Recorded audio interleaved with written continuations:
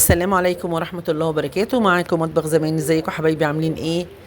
النهارده بقى جايبين ملوخية وفلفل. هنعمله ملوخية وفلفل بالصلصة، وهنعمله فراخ بالصوص، وهنعمله مكرونة محمرة بالصلصة. حبايبي ازيكم حبايبي؟ عاملين ايه؟ يا رب تكونوا بخير. النهارده هنعمل غدا سهل وبسيط وحلو قوي. هنعمله صوص فراخ بالصوص، مش هسلقها ولا حاجة، اكنك شوياها، هي كلها على النار من فوق حبايبي. دلوقتي انا غاسله الفراخ زي ما انت شايفه، هي غسلاها ونشلاها من المنقوع بتاعي. بس انا هعمل لها بقى تتبيله.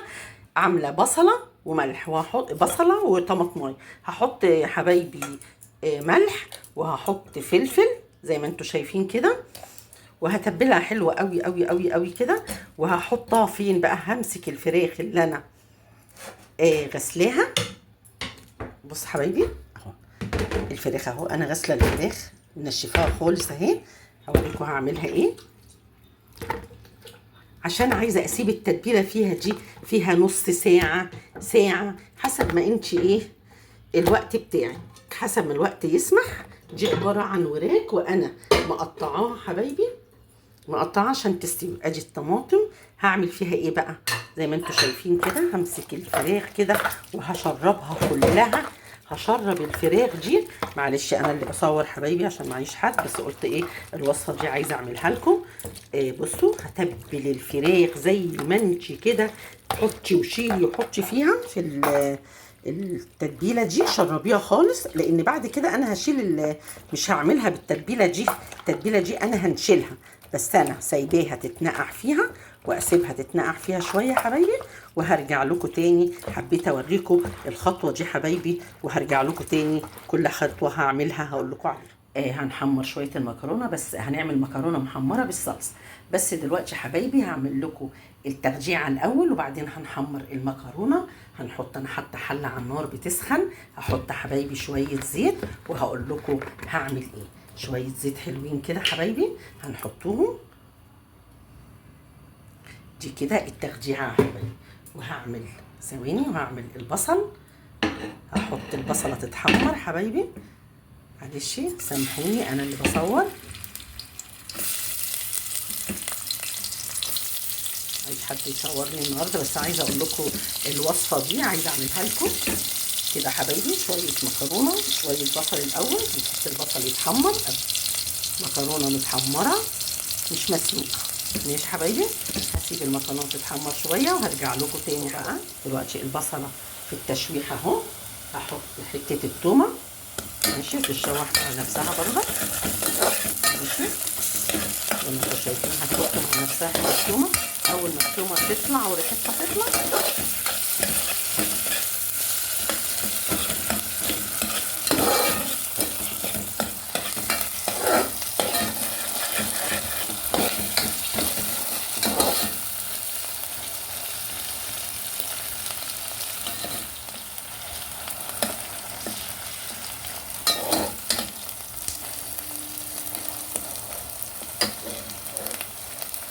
هحط دلوقتي حبايبي قرن فلفل رومي ياخد تشويحه معاه. كل دي تتبيله في قلب الايه، في قلب صلصه المكرونه. مكرونه تحفه بقى، ما اقولكمش. خلاص كده زي ما انتم شايفين. هبدا احط ايه، عايزه اقول لكم ان انا بعد البصله حطيت الفلفل الرومي، وحطيت ده حته فلفل الوان احمر. كل ده بعزز الطعم بتاعها. انتوا عارفين الفلفل الالوان فيه قيمه غذائيه كامله. دلوقتي كله دبل. يبقى انا حطيت البصله، صفرت البصله، حطيت عليها حته تومه وقرن فلفل كوبي ونص قرن فلفل الوان. ودلوقتي يا حبايبي زي ما انتوا شايفين كده هحط طماطمتين، ثمرتين طماطم بالظبط. انا كده هيتبالوا معايا شويه كده. وهبدا اعمل ايه تاني؟ هحط طبعا انا ايه، هحط مكعبين مرقه قبل ما احط الملح. ماشي حبايبي اهو مكعبين مرقه، واسيبهم بقى عشان ايه ياخدوا ويدوا مع بعض بشكل ودي. تدبل بس معايا شويه عشان احط الصلصه. عندك مرقه حطي، ما عندكيش مرقه حطي كوبايتين ميه، حطي ميه يعني المرقه. يعني لو عندك شوربه ولا حاجه هتحطيها، ما عندكيش شوربه خلاص حطي الصلصه بتاعتك وزودي بالميه. عبال ما ايه تحمري في حله تانية هنحمروا المكرونه. وهنحط كله على بعض زي ما انتم شايفين كده حبايبي.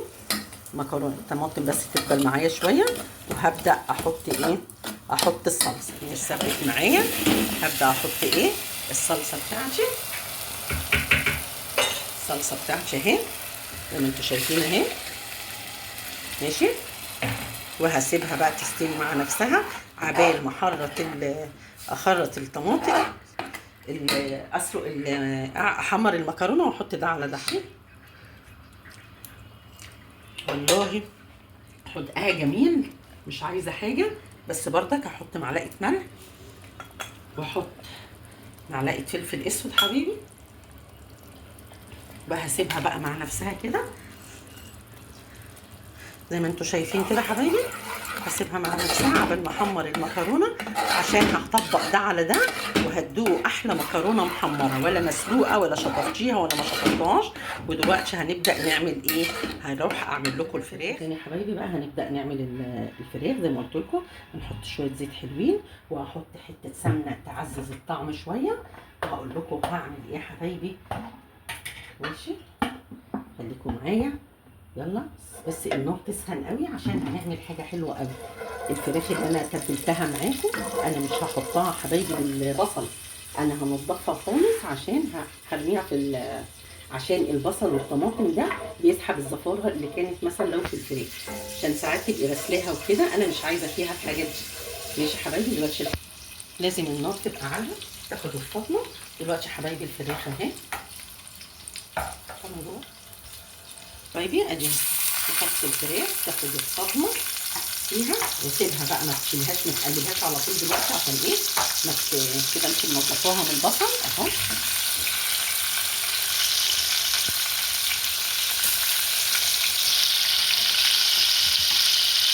شويه كده زي 8 دقايق، كل وش نديله 8 دقايق واشيله.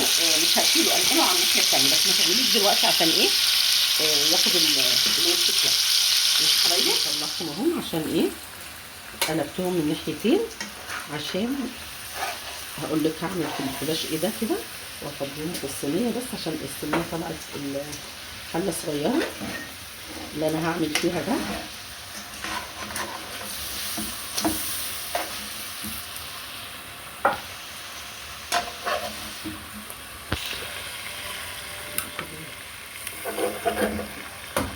بس هعمل كل ده، هحط البصله كرمله معايا،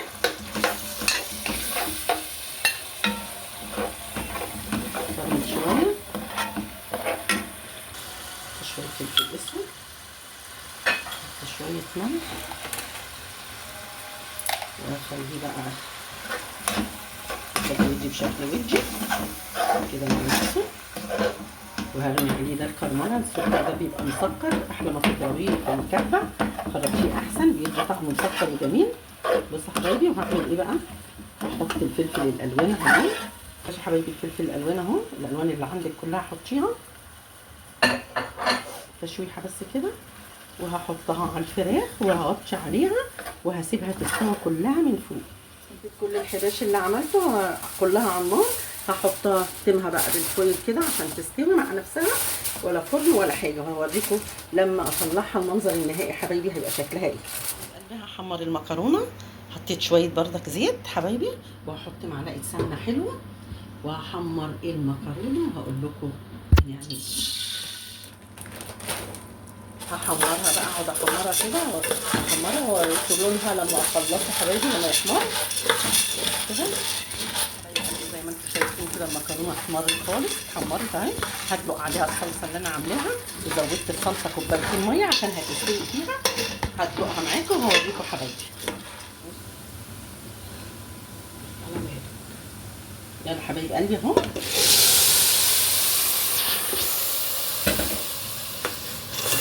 مع نفسها.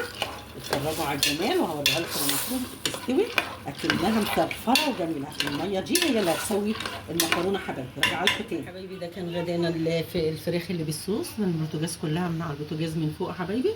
وعملت المكرونه المحمره مش مسلوقه طبعا، محمره بالصلصه. والملوخيه طبعا كلكم بتعملوا ملوخيه وفلفل بالصلصه وشويه مخلات. وده كان غدانا حبايبي، واتفضلوا معانا. ما تنسونيش بكومنت حلو منكم، اللي ما اشتركش في القناه يطلع بسرعه يشترك في القناه عشان يوصل لكم كل جديد. والسلام عليكم ورحمه الله وبركاته.